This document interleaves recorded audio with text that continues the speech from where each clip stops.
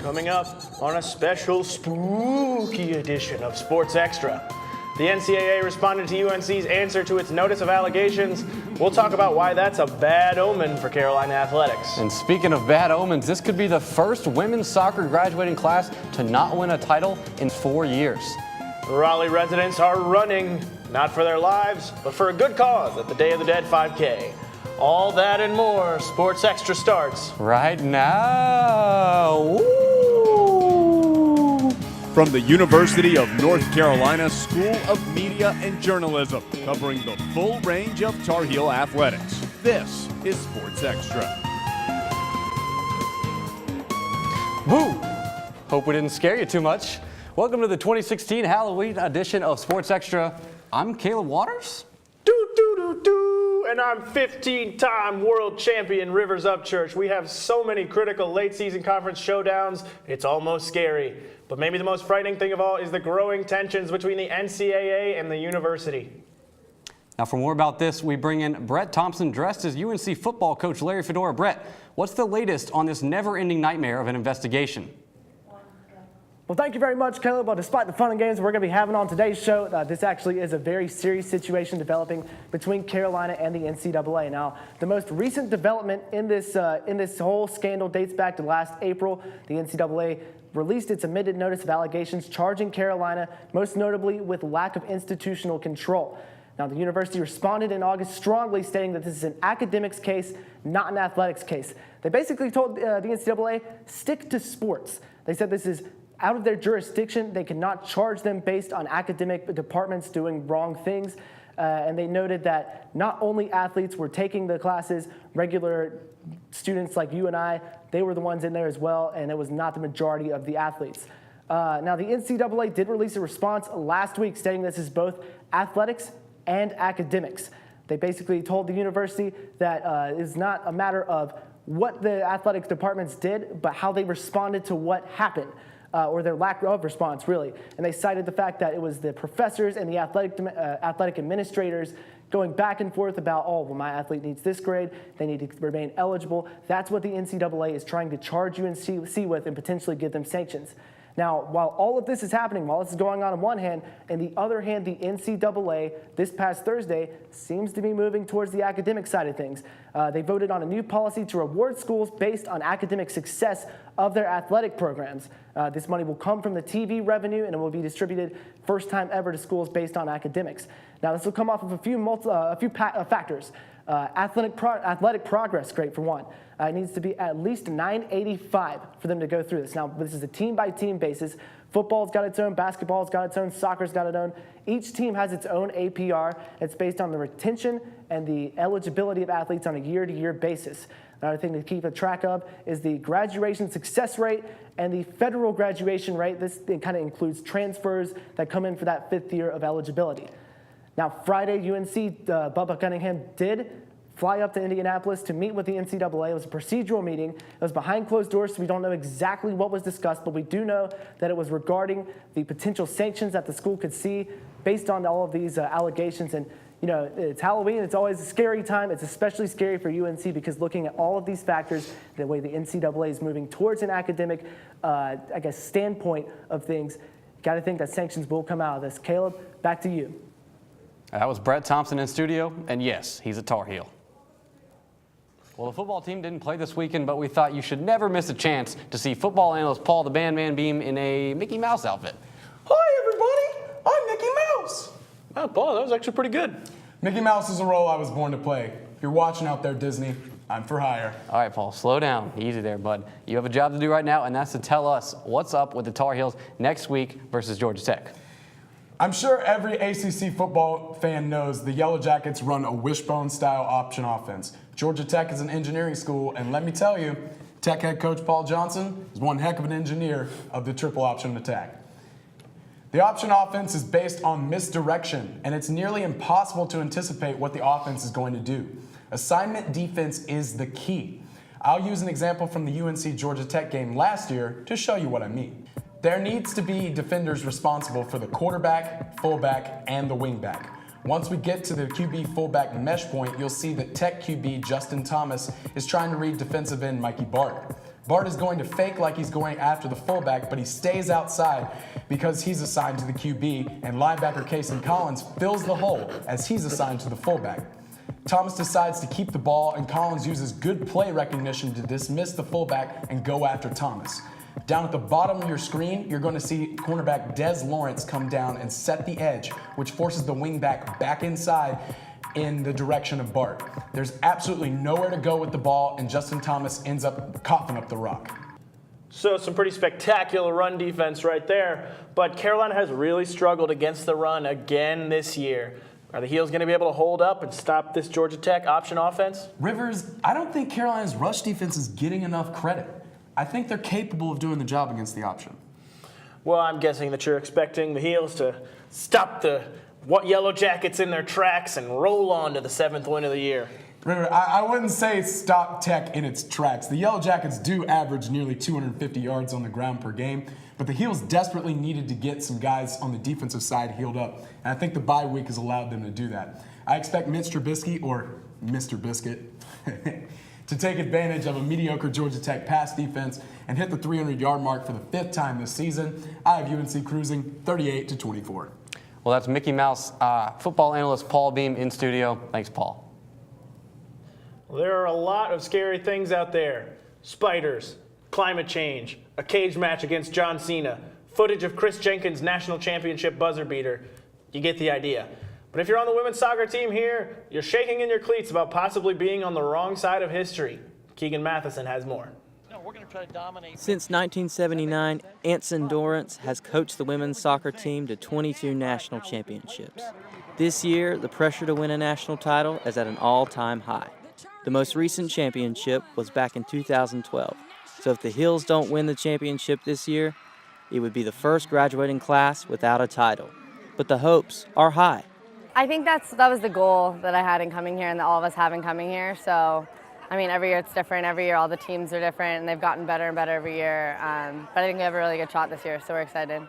This is Heather O'Reilly calling the game Thursday night for the Heels. She's a 2-time national champion and is just one of the many alumni who know what it's like to hoist the trophy here at UNC.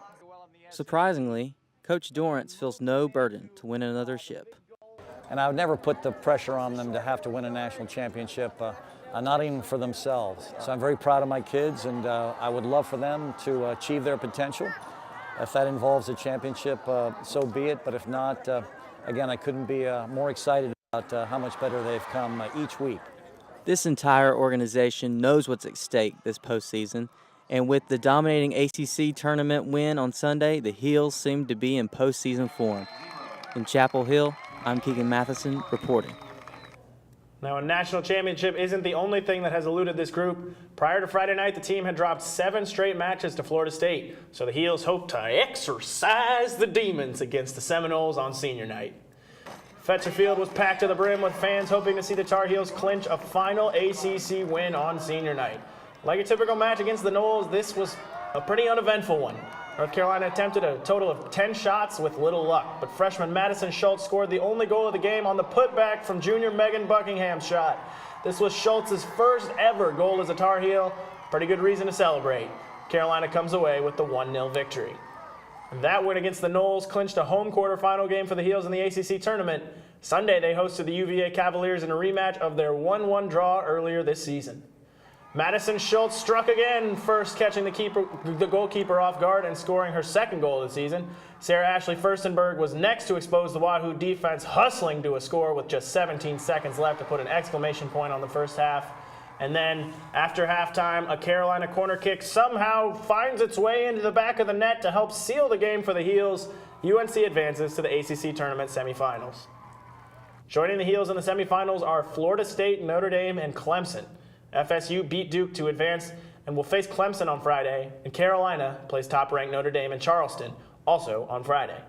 The Heels are seeking their 23rd ACC tournament championship. And the third-ranked men's soccer team battled number 12 Notre Dame on Friday with the top seed of the ACC tournament on the line. The battle between some of the ACC's best ended in a scoreless draw. Carolina keeper James Pyle logged his 10th clean sheet of the season, and with the draw, the Tar Heels finished the regular season with a 5-1-2 record in the ACC, clinching the top seed in the conference tournament. And that tournament kicks off on Wednesday with the Heels ranked number 3rd in the nation. They will play Sunday against either the winner of 9th seeded Virginia Tech and 8th seeded Boston College. With a win Sunday, Carolina would host the tournament semifinals on Wednesday night. And up next on Sports Extra, the field hockey team celebrated senior day at Henry Stadium with a scary good performance. Just call him Freddy Krueger because it was a bloodbath.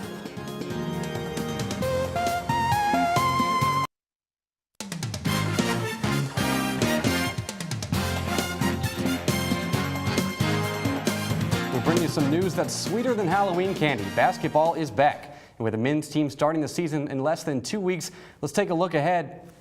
What is that? Is it a bird? Is it a plane? No, it's basketball analyst John Assetti who joins us live. Thanks, Caleb. UNC is ranked 6th in the AP preseason poll, despite the absence of a key player. The team is continuing to adjust to the loss of swingman Theo Pinson, who is out indefinitely. Theo broke the 5th metatarsal in his left foot in practice. He also missed time at the beginning of his freshman season after breaking the 5th metatarsal in his right foot. Pinson played in all 40 games for the Tar Heels last season, finishing 3rd on the team with 115 assists. So Roy Williams and the guys will have to find ways to spread the ball around without their energetic playmaker and vocal leader. I mean, if you came to one of our practices, you'll probably hear Theo more than anybody. So with him being out, I think that, myself, Justin, and even the seniors, I think more guys will have to step up. Lead players, try to fill that spot. Everybody step it up a little bit more. I just say that's something that we can do, but, we just, want Theo to recover well, so he can get back out there with no problems.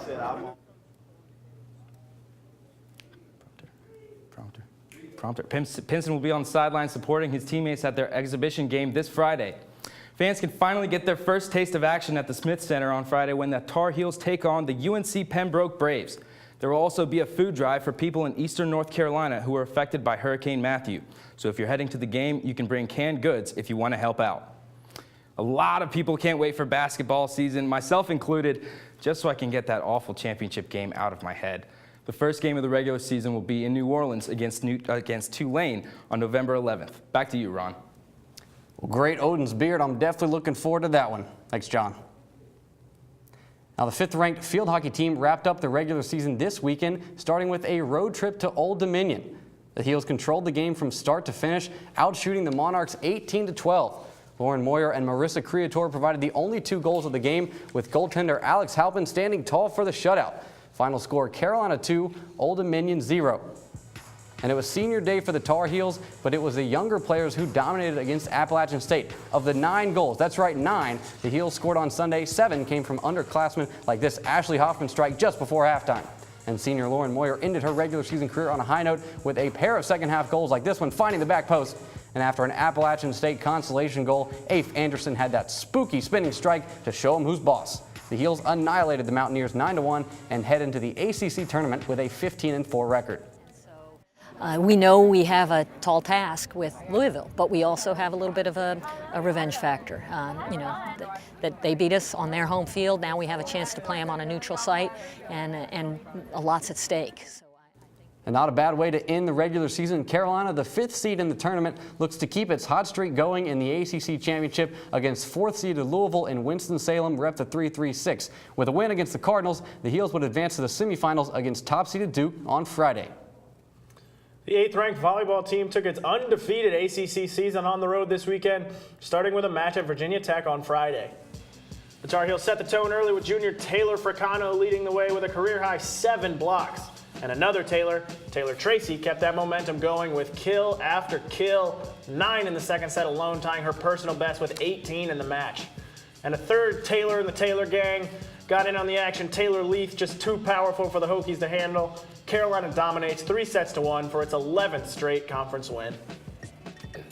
And now the pick game, we pick it up with the Tar Heels down 2-1. They battled back to forth a 5th set, but it was all Panthers from there. There's Pittsburgh's Stephanie Williams with the kill to put the Panthers up 5-4. UNC tried to stay in it. Beth Nordhorn right here delivered a beautiful kill to make it 7-5, but it just wasn't enough. Pittsburgh finished the game with an ace, and down go the Tar Heels finally, taking their first loss of the ACC season. Members of the rowing team are here to pump you up and raise money for the kids. Now say it with me, Ergathon.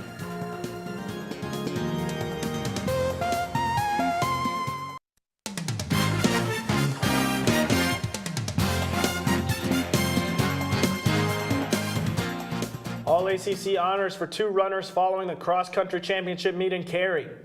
Those accolades go to Logan Carroll, who took 20th place in the meet, and for the women's sophomore Morgan Isle, who ran a new personal best, good for 16th place. The top 21 men and women are awarded all ACC honors.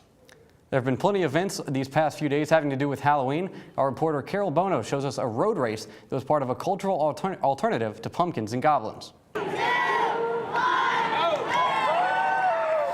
Saturday's Day of the Dead 5K attracted 500 runners. El Día de los Muertos is a celebration centered around honoring the memory of your dead loved ones. Although it might seem like an unusual theme for a race, organizers say it has all the necessary elements to make the event irresistible.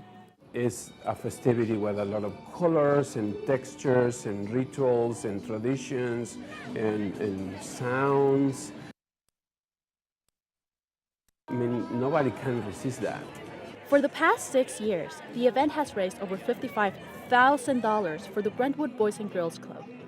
Through music, dance, and of course, running, organizers wish to help the kids in another way, teaching them the importance of an active life. We don't necessarily need to educate them on the Day of the Dead because it's some of their traditions, but like how do we give them options of seeing that they can have, you know, like opportunities to run and race and be healthier in the space of a race like this. An experienced runner herself, Angela knows the race might seem like a novelty, but she encourages people to see the bigger picture. It's important for us to get out and run and be active and do it in an intentional way, and that there's so much here to offer. I think that's like a much bigger thing that we really need to be paying attention to. Reporting from downtown Raleigh, I'm Carol Bono. And it seems like a lot more kids are paying attention. 100 ran this year compared to just 20 the first year of the race. The NCAA hosts an annual mile meet so members can test their skills in a 1,650-yard freestyle. UNC's Thomas Bretzman finished with a time of just 15 minutes and 50 seconds. I don't know if I could run a mile that fast. That was the fastest of the day, and Erica Worth was the first woman to finish. 16 minutes and 32 seconds for her. And the pool heels certainly know how to pace themselves for victory. You all know how the saying goes, row, row, row your boat gently down to Princeton. That's what the Tar Heels did this weekend, racing at the Princeton Chase on Sunday, opening fall competition against a very competitive field. Carolina's 2 varsity 8s finished 43rd and 47th in a field of 59, and UNC's novice team finished 8th of 18 boats. Not only is today Halloween, it's also the last day of Breast Cancer Awareness Month. While wearing pink is one way to show support, the rowing team used its special skills to take the effort a few strokes further. The UNC rowing team hosts an annual ergathon.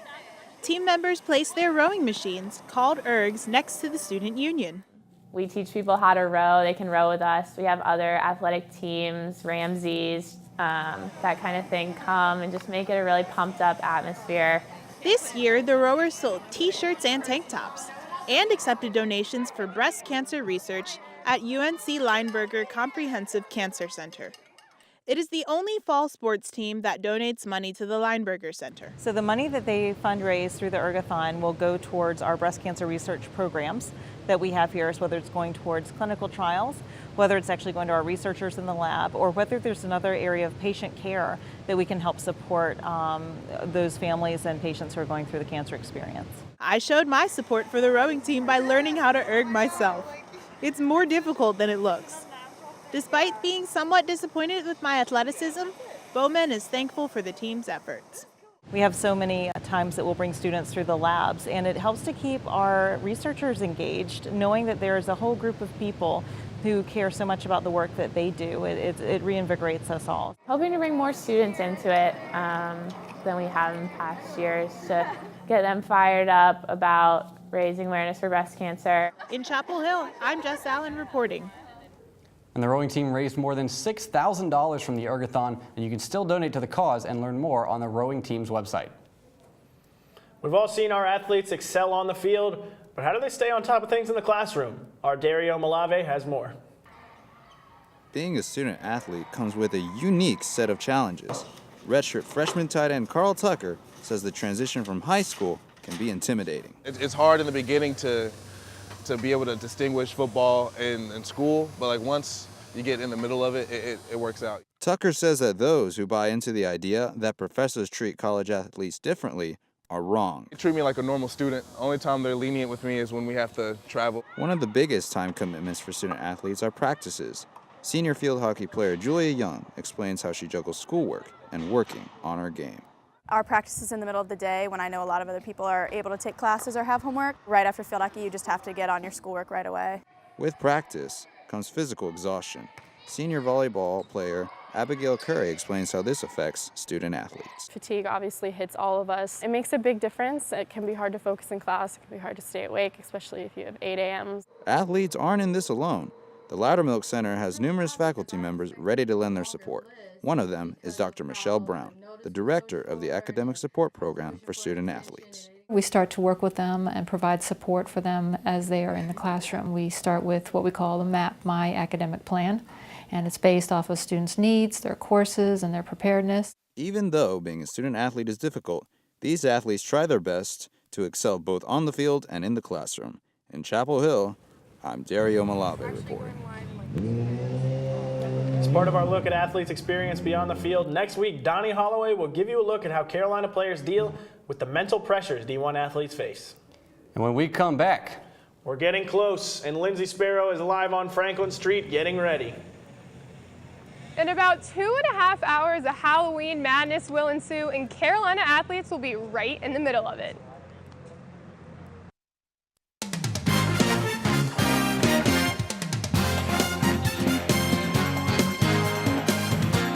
Something spooky is brewing on Franklin Street tonight. We have Lindsay Sparrow live telling us how some of Carolina's best athletes will be celebrating All Hallows Eve. Lindsay?